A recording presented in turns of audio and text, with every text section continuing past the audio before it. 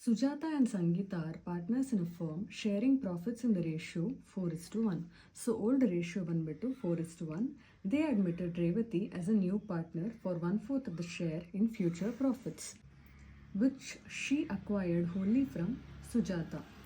So ಸುಜಾತೆಯಿಂದ ಮಾತ್ರ ಅವಳು 1/4 ಆಫ್ ದ ಶೇರ್ನ ತಗೊತಿದ್ದಾಳೆ. ಸೊ ಸುಜಾತದು ಹಳೆ ರೇಷಿಯೋ ಎಷ್ಟಿತ್ತು? 4/5. ಓಕೆ, ಅದರಿಂದ 1/4ನ ತೆಗಿಬೇಕಾಗುತ್ತೆ. Equal to 5 4s are 20, 4 4s are 16, 5 into 1 5. So 16 minus 5 11/20. Okay, ಇದು ಸುಜಾತದು ನ್ಯೂ ಶೇರ್. ಸಂಗೀತದು ಆ ಓಲ್ಡ್ ಶೇರ್ ಹಾಗೆ ಇರುತ್ತೆ 1/5. ಈಗ ರೇವತಿದು 1/4.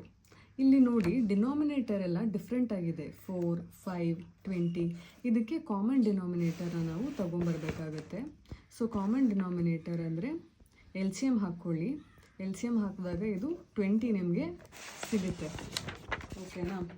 ಲೀಸ್ಟ್ ಕಾಮನ್ ಮಲ್ಟಿಪಲ್ ಆಗಿ. So 20 1s are 20, 5 4s are 20, 4 5s are 20. ಆ ಥರ ನಾವು ಎಲ್ ಸಿ ಎಮ್ ಕ್ಯಾಲ್ಕುಲೇಷನ್ ಮಾಡಿದಾಗ 11:4:5 ಅಂತ ಸಿಗುತ್ತೆ. So this is the new ratio of Sujatha, Sangeetha and Revathi.